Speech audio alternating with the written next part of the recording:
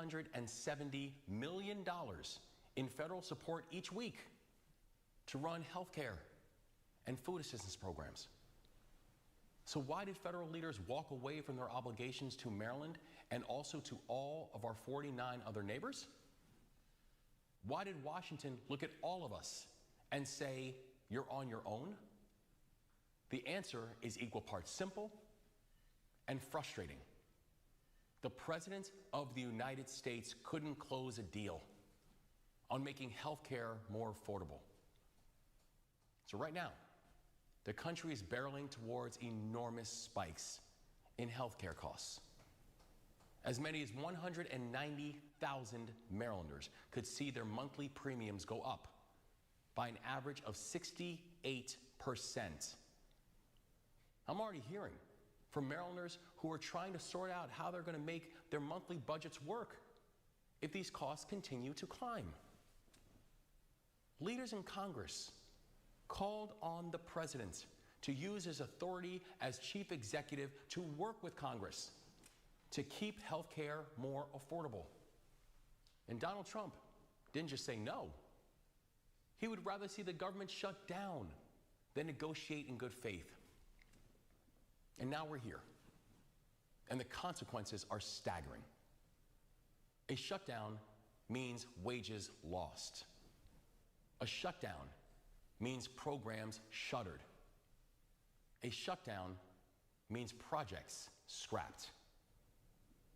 So we're all disappointed by this outcome. But truthfully, none of us should be surprised. Because any Marylander can tell you the President has been shutting down the government since his inauguration. Donald Trump has fired more than 15,000 federal workers in our state since he took office. It's the greatest federal job loss of any state in the entire country. And even when the government was open, policies from this White House have been making our lives harder. Maryland families are seeing prices go up on everything because of these misguided tariff policies that are coming from Washington. More than 8 in 10 Marylanders say that grocery prices are now starting to outpace their income. Marylanders have seen electricity rates go up by as much as $15 and $16 a month since Donald Trump was sworn in. And listen, I'm in our communities every single day. I hear about these issues from you every single day. And under this president, they're only getting worse. Trump's domestic policy agenda could kick off 250,000 Marylanders from their health care. More than 684,000 Marylanders, including seniors, including children, including veterans, could see their food assistance cut. And by the way, that's greater than the entire population of Baltimore City. So I want to be very clear. These impacts do not hurt a specific party or a specific zip code. They're going to hurt all of us. People from Mountain Maryland to the Eastern Shore and everywhere in between. Over 21,000 Marylanders in Wacomico County could lose their SNAP benefits. The same goes for 60,000 people who are in Western Maryland who rely on SNAP to pay for their groceries. Carroll County has over 25,000 Marylanders on Medicaid, and many of them are now at risk of having their health coverage completely stripped away. These hits to employment and government contracts could serve as one of the most significant strikes to wealth creation that Prince George's County has seen in generations. Longshoremen at the Port of Baltimore, they're seeing traffic slow because of tariffs on some of our largest import partners, including Brazil. And the list goes on, from Salisbury to Glen Burnie, from St. Mary's to Frostburg. So listen, I know there is a very real and justified fear in all of our communities. The firings, the high prices, and now the shutdown. But in Maryland, we will never let fear stop us from protecting each other. In the military, I learned to live by the motto, leave no one behind. And in this moment, that's exactly what Maryland's going to do. So I'd like to discuss 3 actions that we are taking today to protect Marylanders from the immediate consequences of this federal government shutdown. First, I've directed our state agencies to deploy shutdown contingency plans. We will work together to ensure the state employees supported with federal funding continue to get paid for as long as possible. Federal programs administered by the state, programs like Medicaid, programs like SNAP, will continue to operate.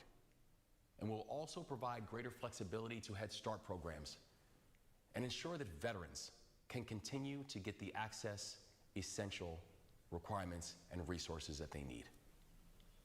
Just because the federal government backs away from its responsibility to govern does not mean we will. But I do want to be clear.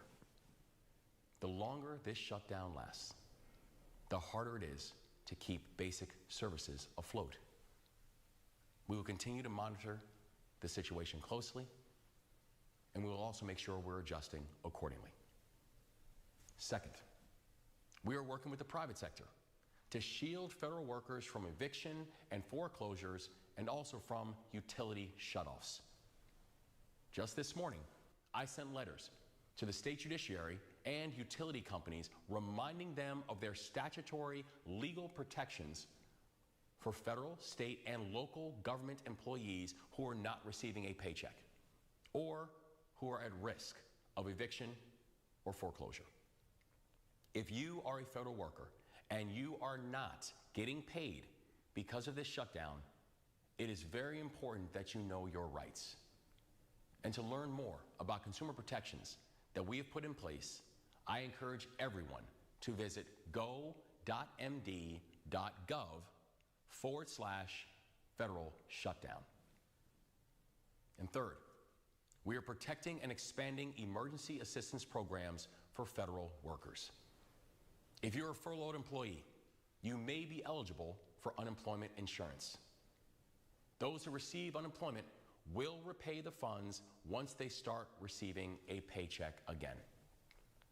And we've worked with our credit unions, we've worked with our banks to make sure that we can offer financial assistance and payment flexibility for Marylanders who are affected by this shutdown. And I encourage all federal workers to contact their credit union or bank for more information. Now, we also know the President has been very vocal about his interest in accelerating federal firings during this shutdown. So today, I am announcing that we are extending support for our landmark Feds to Eds program to help those who lose their jobs get back on their feet. This creative program helps to address the teacher shortage by getting interested and qualified federal employees trained and certified and get them in the classroom as quickly as possible. And this program is already delivering results. Our federal workers want to serve, and we are working hard to help them to continue to do it. So to learn more about the benefits that you may be entitled under our shutdown plan, please go to go.md.gov/federal shutdown. I also want to emphasize that our website features resources for veterans and service members. It's not lost to me that about 1 in 4 of our federal workers is a veteran. And as a veteran myself, I am here to say to all of our veterans and their families that in Maryland, we've got your 6. These are the 3 steps that we are taking effective today. First, keep government programs running and keep state employees on the job. Second, deliver protections that help Marylanders keep a roof over their heads, keep their lights on, and keep groceries in the fridge. Third, expand emergency resources for federal workers who are furloughed who are fired or asked to work without pay. These are the immediate actions that we are prepared to announce right now. And we will continue to keep you updated if this shutdown continues. But in this moment, it can't be government alone that steps into the breach. We as a society share a collective responsibility to help each other. So if you know a federal worker who's been furloughed, or a family member who is uncertain about their benefits, or you live in a community that is anchored by a federal facility, we need your help too. Check on your neighbors. Lend a hand if you can. Make sure that your people are okay. Because the truth is, we may be in this for the long haul. I want to be very honest with you tonight, as I always have. The longer this shutdown lasts, the more likely we are to see serious damage. We could see big infrastructure projects delayed. We could see military families going without pay for weeks. We could see entrepreneurs and small businesses go into the red. We will do everything in our power to deliver relief to those who are struggling and continue to diversify Maryland's economy. But I need to be direct with you. No state is prepared to fill the gap that is being created by this federal administration. So on behalf of 6.5 million Marylanders, my message to President Trump is crystal clear. Stop this shutdown. You're the one causing it, but we are the ones feeling it. It's now Maryland. I know this is a difficult moment, but also, this is not the time for us to feel powerless. It's a time for us to understand our power. While Congress runs up the national debt, we in Maryland have turned an inherited budget deficit into a surplus. While the federal government crafts policies that makes our economy weaker, we in Maryland have attracted more than $4 billion in private investment. While Congress cuts taxes for billionaires, we worked with the General Assembly to cut taxes for the middle class and asked those who have done very well financially to invest a little more so we can support our firefighters and our police officers. While the president calls in our National Guard to cities so he can distract from an unpopular agenda, we in Maryland have moved in partnership to break the back of violent crime and have shown that you can achieve performance without being performative. While the White House tries to freeze funding that has already been approved by Congress for transportation and education, in Maryland, we've pushed to improve our transportation systems and ensure our K-12 schools are the best in the nation. So despite headwinds from Washington, our state continues to move forward. Despite the chaos in Washington, Maryland continues to show there is a better way. A few weeks ago, I was in Baltimore, and I met a woman who's living in a new and affordable housing unit that our administration helped to build. We talked about how she was doing, and we talked about all the struggles of this moment. But in the end, she said something that I won't forget. She just simply said, "Thank God we're in Maryland." And she wasn't just speaking for herself. She was speaking for the federal worker fired without cause, who knows that we will not abandon them. She was speaking for the immigrant who sees and knows that we will always follow the Constitution of the United States in Maryland and protect the rights and the liberties of all. She was speaking for the black entrepreneur who goes to bed at night, knowing that in Maryland, we refuse to ban books and erase history and undermine progress. She was speaking for the family in the Eastern Shore that no longer has to travel hours to see a doctor because of the investments that we proudly made in the new Shore Regional Medical Center, even as the federal government tries to pull $250 million from Maryland's rural hospitals. Thank God we're in Maryland. She was speaking for all of us.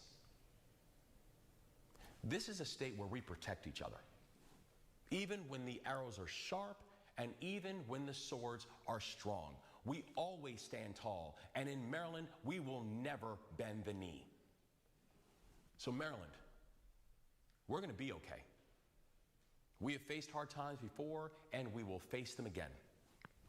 And we will get through this moment as we always have, together.